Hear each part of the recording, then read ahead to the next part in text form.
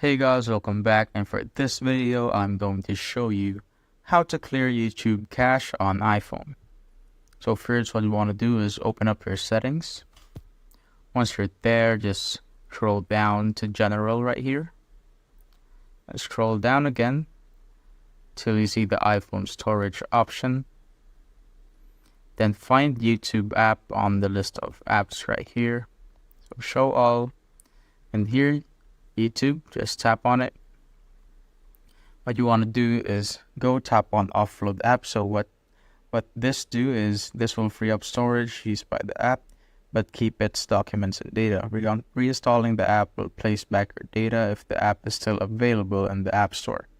So tap on Offload the App, confirm, and once that's done, just tap on Reinstall App. And this will basically lessen the documents and data that is occupying your iPhone storage. That is from YouTube. Just wait for it.